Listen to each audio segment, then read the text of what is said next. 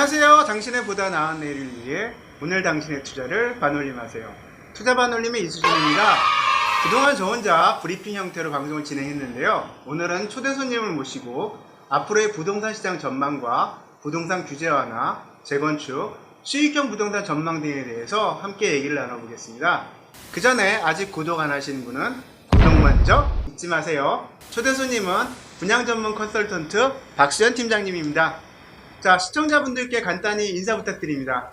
안녕하세요. 박수현입니다. 자, 윤석열 정부 출범을 앞두고 주택시장에 온기가 돌고 있는데요. 먼저 최근의 부동산 동향에 대해 한번 살펴볼까요? 새 정부의 부동산 규제 완화 기대감에 서울 아파트 매매 수급 지수가 6주 연속 상승세를 이어갔습니다. 15일 한국부동산원에 따르면 이번 주 서울 아파트 매매 수급 지수는 91.0을 기록하며 6주 연속 상승세를 나타냈습니다. 강남권 4구가 있는 동남권은 지난주보다 0.5포인트 오른 96.5로 서울 5개 권역 가운데 가장 높았습니다. 목동, 재건축 호재 등이 있는 양천구가 포함된 서남권은 91.0으로 지난주보다 0.4포인트 상승했습니다. 경기도는 지난주 91.8에서 금주 92.3으로 인천은 같은 기간 92.8에서 94.2로 각각 상승했습니다. 전국 아파트 매매 수급 지수도 94.2로 지난주보다 0.3포인트 올랐습니다. 매매 수급 지수가 기준선인 100을 밑돌면 시장에 집을 사려는 사람보다 팔려는 사람이 더 많다는 의미로 지난 2월 말 이 지수는 86.8까지 떨어졌습니다. 아무래도 강남권 반응이 빠르다고 볼 수 있겠네요. 그래도 아직 본격적인 매수세가 붙었다고 보기는 힘들 것 같고요. 상승 기대감은 높은데 아직은 모든 게 불확실하다 보니까 실제 거래로는 이어지지 않고 있는 모습입니다. 자, 강남권의 똘똘한 한 채 선호는 더 심해지는 것 같습니다. 한번 살펴볼까요? 네, 강남권은 특히 재건축 단지를 중심으로 신고가가 속출하는 지역이 많은데요. 관련 내용을 더 살펴보겠습니다. 4월 5일 TV조선 기사입니다. 대선 직후 집값이 가장 많이 뛴 상위 10개 서울 아파트의 평균 집값이 직전 최고가 대비 평균 6억 9천만 원 상승한 것으로 나타났습니다. 상위 10곳 중 재건축 단지가 있는 강남 서초 아파트가 6곳을 차지했는데요. 지역별로 보면 재건축 단지가 밀집한 강남권이 6곳으로 강남구가 4곳, 서초구는 2곳을 차지했습니다.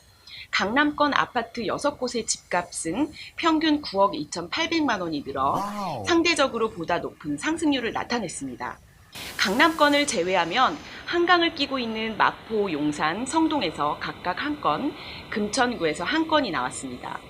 4월 18일자 뉴스 1 기사를 살펴보면 3월 대선 이후 강남, 서초구 아파트 거래의 절반 이상이 상승했으며 특히 강남, 서초 지역 상승거래 아파트의 평균 집값은 21억 4,786만 원에서 25억 4,207만 원으로 최고가가 4억 가까이 오른 것으로 나타났습니다.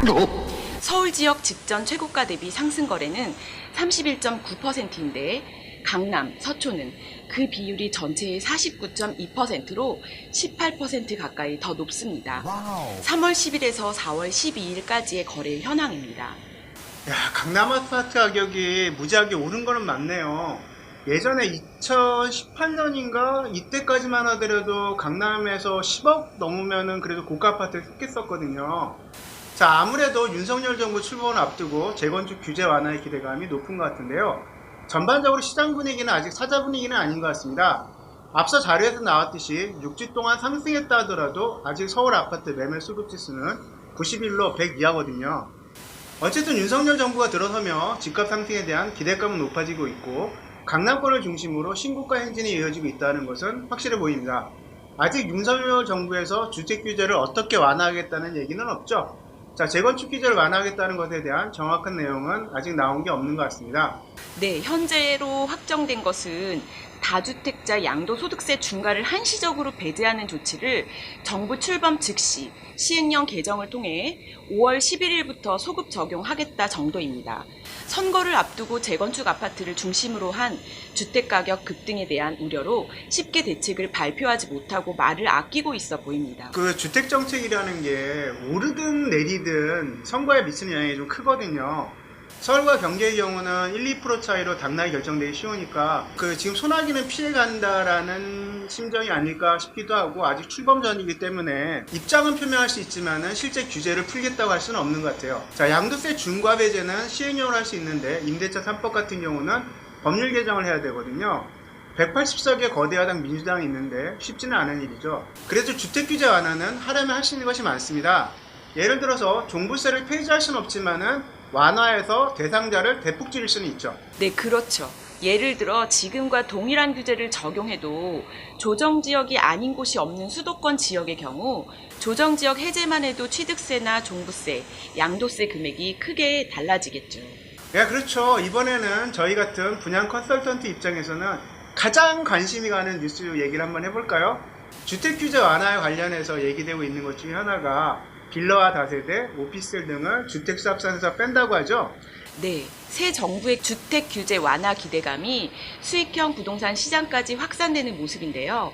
대통령직 인수위원회는 안정적 임대 물량 확보를 위해 과세 대상에 포함되었던 주거용 오피스텔을 주택수에서 제외하는 방안을 검토 중이라 합니다. 인수위는 임대차 시장 안정을 위해 임대사업자 등록 시 빌라나 다세대, 주거용 오피스텔 등을 종합부동산세 과세 대상 주택수에서 제외하는 방안을 검토 중이라고 합니다. 빌라나 다세대의 경우 전용 59제곱미터 이하, 오피스텔은 전용 84제곱미터까지 포함될 전망입니다. 아, 듣던 중 가장 반가운 얘기입니다.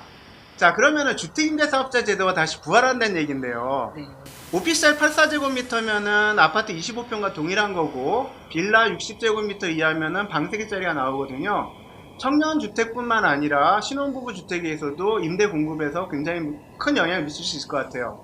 자, 그럼 이제부터 주택가격 전망과 재건축 전망, 종부세, 양도세 등 규제 완화 전망에 대해 얘기해보고 상가 오피스텔 등 수익형 부동산 전망에 대해서 하나씩 얘기해볼까요? 자, 근데 시간이 조금 애매하죠? 자, 여기서 한번 끊고 가겠습니다. I'll be back.